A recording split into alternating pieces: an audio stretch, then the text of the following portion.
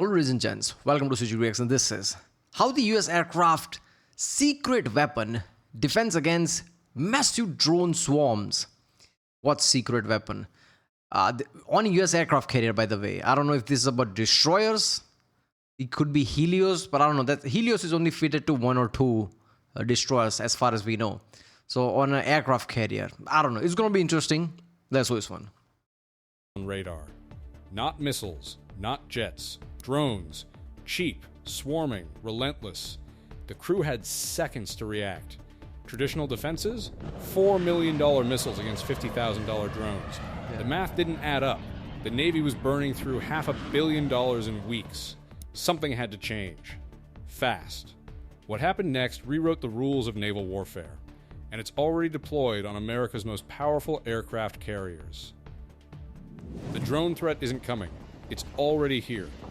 From the Houthi attacks in the Red Sea to Chinese developments in autonomous swarm technology, America's carriers face a new kind of enemy. One that doesn't play by the old rules. One that overwhelms defenses through sheer numbers and costs pennies compared to the weapons designed to stop them. But the United States Navy didn't sit back and watch. They developed something extraordinary. A layered defense system so advanced, so cost-effective, and so lethal that it's changing how naval warfare works. We're talking about interceptor drones that hunt drones, lasers that shoot threats out of the sky for less than $1, AI systems that react faster than any human operator ever could. This isn't science fiction. This is happening right now on the USS Gerald R. Ford and her escort destroyers. And if you think you know how carriers defend themselves, think again. If you're proud of American innovation and military strength, type PROUD in the comments below. Let's break down exactly what's protecting our sailors at sea.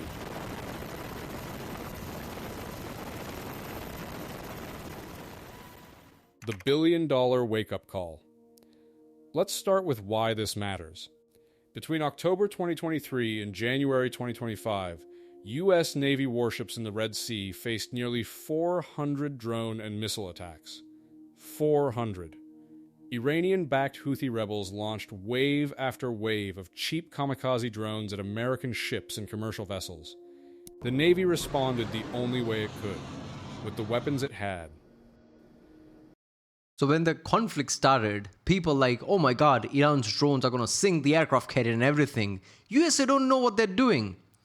They forgot the USA has already been sparring with Houthis, right, with Iranian weapons. So they've been already getting bombarded by drones and they've been already shooting it down. So when the conflict started in March, it was nothing new. US is like, yeah, we've been doing this for past 2-3 years. We've seen Shahid drones, we shoot it down for past 2-3 years. Nothing new here. Standard Missile 2s. Standard Missile 6s. Evolved Sea Sparrows. These are some of the most advanced anti-air missiles on the planet. And they worked. They shot down the threats. But here's the problem. Each SM-2 costs about $2 million. The SM-6? Nearly $4 million. Some of the more advanced interceptors cost up to $28 million apiece. And the drones they were shooting down? $50,000. Maybe less. Do the math. The Navy fired 220 missiles in just 15 months. The total cost? Nearly $1 billion. To stop drones that cost a fraction of that amount. This is what defense analysts call the cost curve problem. And it's not sustainable. If a cheap drone forces you to fire an expensive missile, the enemy wins.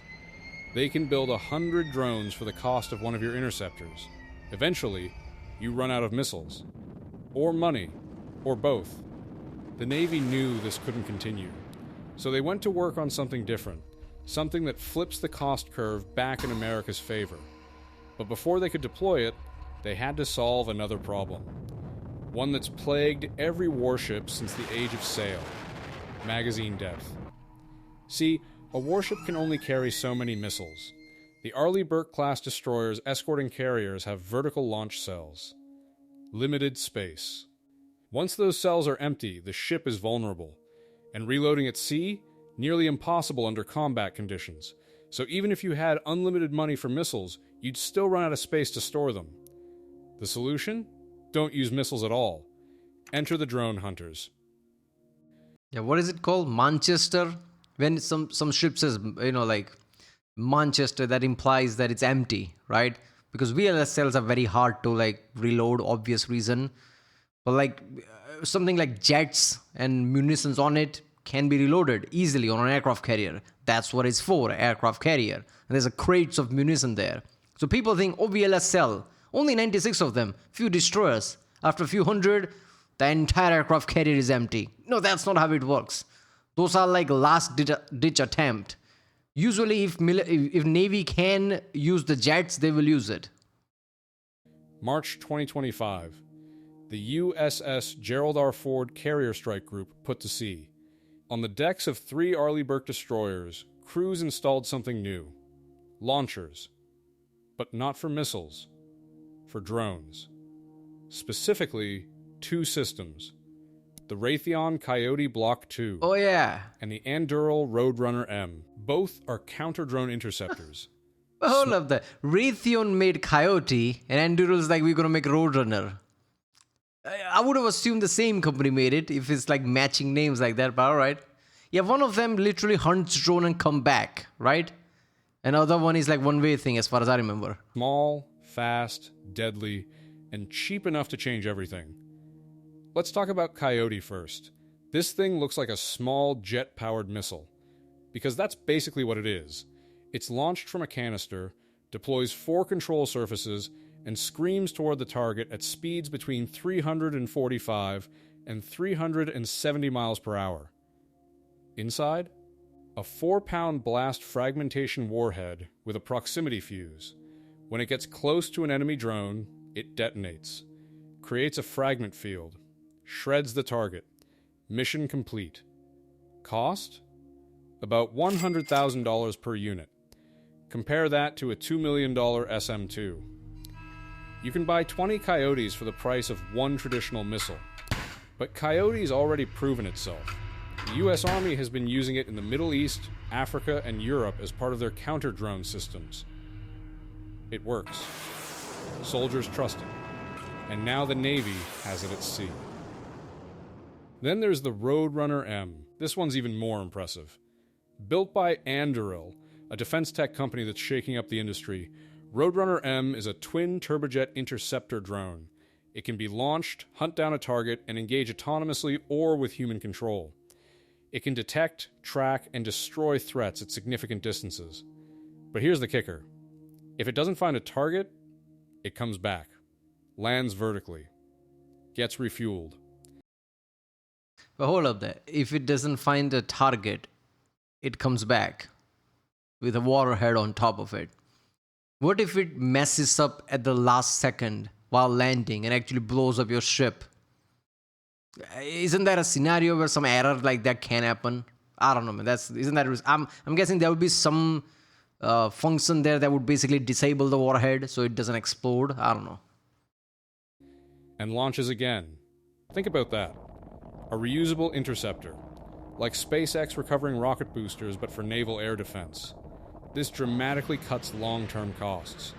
Instead of one and done, you get multiple missions from a single unit. Cost? Estimated around $500,000. Still a fraction of traditional missiles. And with reusability, the cost per engagement drops even further. Together, Coyote and Roadrunner M give carrier strike groups something they've never had before. Depth. Lots of interceptors. Low cost per shot. And the ability to engage swarms without bankrupting the defense budget. Admiral Darrell Cottle, commander of U.S. Fleet Forces, put it simply. These systems are part of the attempt to beat the cost curve, to give commanding officers more options, to defend the high-value units without burning through millions per engagement. And they're already operational. Right now, on the destroyers protecting America's newest supercarrier. But drones hunting drones is just one layer. The real secret? It's what ties everything together. Before we go deeper into the full defense system... Yeah, look, man, it's still not cost to cost because Shahid drones are like, what, 25,000 or something? 100,000 is 4 times as high. But then again, US have way too much money than Iran, so it should equalize somewhat. And I'm pretty sure there are like F-18 and there are like missiles. One pylon carrying like 8 to 9 missile of them. And these missiles cost much cheaper, like 20,000 or something, and accurate enough, laser guided. So if you know drones are coming, and drones are not that fast, obviously, so you would detect drones coming far away, you can just launch F-18 and these missiles. That is very cost effective. These are last ditch things. Like, yeah, we don't have time to like put the pilot in and like launch F-18. So fine, let's throw coyotes at it. Something like that. Instantly. Honeywell's counter-drone system does the same thing. AI-driven detection, classification, and tracking. All fused into one interface so operators see everything at once. No guessing, no delay. And in November 2025, the U.S. Army awarded Anduril a contract for the Integrated Battle Command System centered on counter-drone operations. This system consolidates sensor data, automates engagement processes, and manages multiple threats simultaneously. Why does this matter for carriers? Because a carrier strike group isn't just one ship. It's a fleet. Destroyers, cruisers, aircraft, submarines, helicopters, all generating data, all tracking threats. AI ties it together, creates a unified picture, and makes sure nothing slips through. Think of it like this. A drone swarm might have 50 units. They're small, hard to track, moving fast. A human operator might see 5 on his screen at once, but AI sees all 50, calculates trajectories, prioritizes threats, assigns Coyote interceptors to some, Roadrunners to others, flags the highest priority targets for traditional missiles, all in the time it takes you to blink. The Navy tested AI-powered tracking for maritime helicopters in October 2025. The goal? Automatic target recognition and tracking of drone swarms and multiple vessels at once. The system worked. And it's being integrated into carrier operations. This is the future of naval defense. Layered systems, AI coordination, human oversight.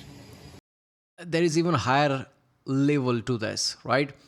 An AI can judge any object based on speed and variables, how fast it's changing, what turns it is making, like in microseconds, nanoseconds, right? Very fast. What it could be. Is it a drone? Is it a ballistic missile? Is it a hypersonic glide vehicle that can maneuver mid-flight? What is it? Right? A human will be like, oh, what is that? And by that point, like, yeah, it's too late. Well, AI can instantaneously understand that and assign things to it. If there's a Helios laser on it, it will just arm the Helios laser. AI is the future, right? And I feel like US Navy is probably already like way far ahead than any of us knows. US doesn't tell people things that they are doing that fast. It takes time, right? If they read something now, they'll tell you after like few years. They're probably already ahead when it comes to something like AI integration. And machines doing what machines do best, reacting faster than any enemy can adapt. But there's another layer to this shield, one that sounds like science fiction but is already being tested at sea. Lasers and directed energy. Picture this. A drone appears on radar, closing fast. Instead of launching a missile or an interceptor, the ship pivots a turret. A beam of focused light shoots out, invisible to the naked eye. It locks onto the drone. Holds for a few seconds. The drone's electronics fry. Its structure heats up. It tumbles out of the sky. Cost of engagement? Less than $1. The price of the electricity to power the laser. This isn't theoretical. The U.S. Navy successfully tested this in 2024 aboard the USS Preble. The system is called Helios. High-energy laser with integrated optical dazzler and surveillance. It's a 60 kilowatt fiber laser integrated with the ship's Aegis combat system. Helios can do two things. It can dazzle. That means blinding sensors and cameras on incoming threats. Soft kill. Or it can burn, physically destroying. Dazzle, like some kind of like a stage theater type. I'm gonna dazzle you. That's what it does. So there's a small like lenses there that literally can like fries electronics a certain level. and confuses it. That's what dazzling is. While the high laser, the Helios itself, right, it basically fries the system by energy output. The target by heating critical components until they fail. Hard kill. During the test, Helios engaged and destroyed an unmanned aerial vehicle. The system tracked the target, locked on, and fired. The drone went down, and it cost almost nothing per shot. Now, Helios isn't fully combat deployed yet. Yeah. It's still in the testing phase. Yeah. But the Navy is already working on the next generation. A project called Songbo, awarded in June 2025, aims to develop a 400 kilowatt laser system. That's nearly 7 times more powerful than Helios. Why does more power matter? Range, lethality, the ability to engage harder targets. Why does more power matter? Everybody looks aside like, what you just said? What do you mean, why does it matter? It's more power, that's why.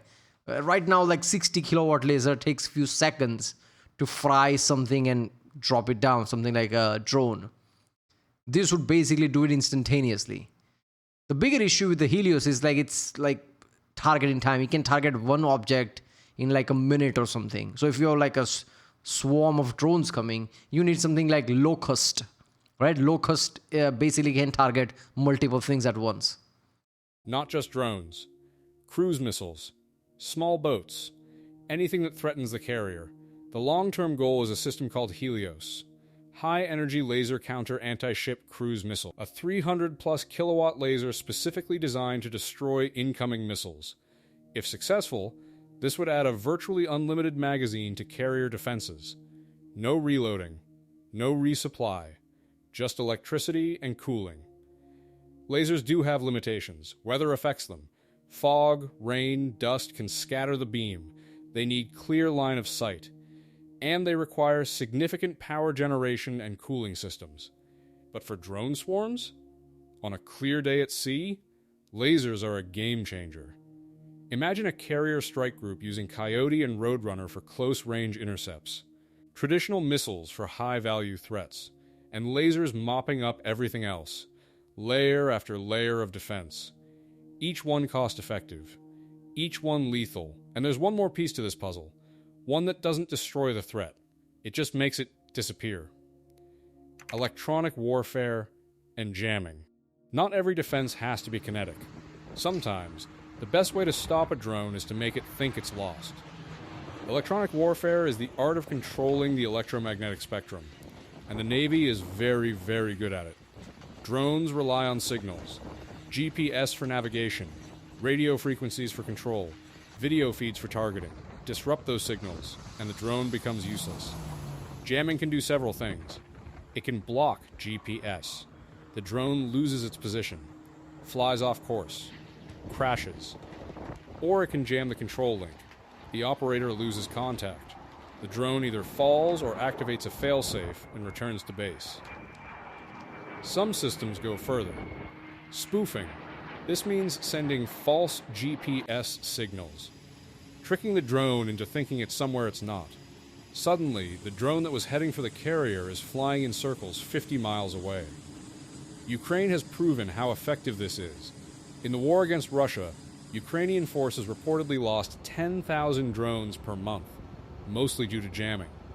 10,000. Oh, so Ukraine lost 10,000 drones per month because of Russia's jamming. And they still have more drones, apparently. How much drones are they making? That's insane. Like Russia's like, yeah, 10,000 a month. Like, we got them. And they're like, what about 10,100? Now what you going to do? They're making way too many drones, man. That's how powerful electronic warfare has become. The U.S. Navy uses similar systems. Directional jammers. Omnidirectional jammers. High-powered microwave weapons that can fry the electronics of multiple drones at once across a wide arc. But adversaries are adapting. Some drones now use fiber optic cables, a physical line connecting the drone to the operator. No radio signals, no GPS. Okay, where are you going to be? Where are you going to control from, and where is your drone going to go? How long that's wire going to be? Fiber optic drone makes sense underwater or something. Like, you probably going to be relatively closer. But if you're in a base somewhere and something is like, what, like, I don't know, 20, 30 kilometers, Oh, you're gonna have 30-kilometer long fiber optics? That's insane. Cable paying out as the drone flies. Harder to jam. Others use AI-based navigation, image recognition, terrain mapping, magnetic navigation. These systems don't rely on GPS at all. They match what they see to preloaded maps. And they keep flying even when jammed. That's why the Navy doesn't rely on electronic warfare alone. It's one layer, a critical one, but not the only one. The real strength is in how all these layers work together. Detection, tracking, jamming, laser engagement, interceptor drones, traditional missiles, all coordinated by AI, all feeding into one unified defense network. That's the secret weapon. Not one system, the entire system of systems. Why this matters now. Let's zoom out for a second. Why is all this happening now? Because the threat is real, and it's growing.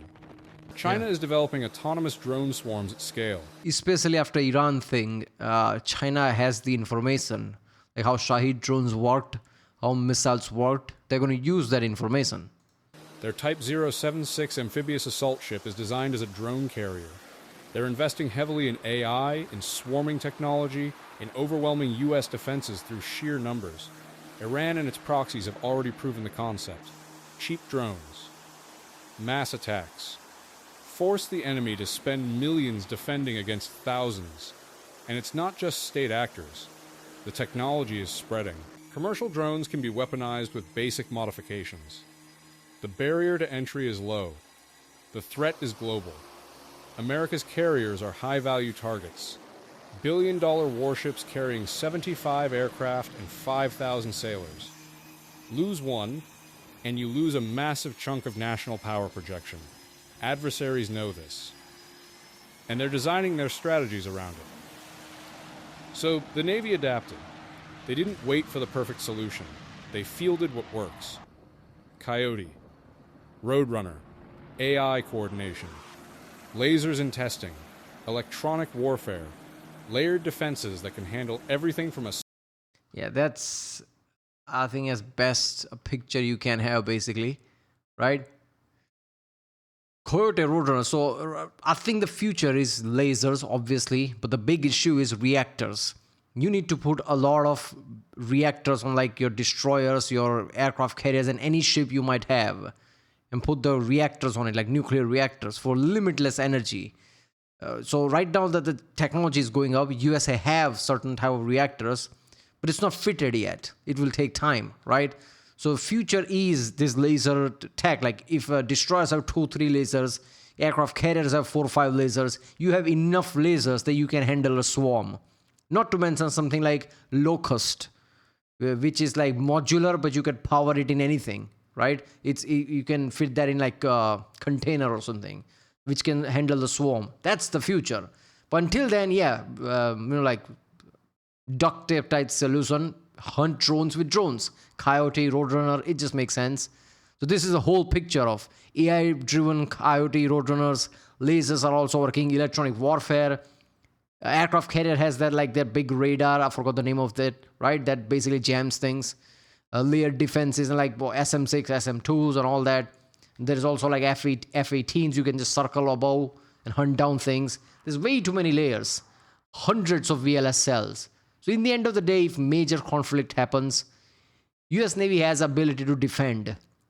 If everything goes empty, they can just reload and come back. They have enough things with them that they don't have to get overwhelmed.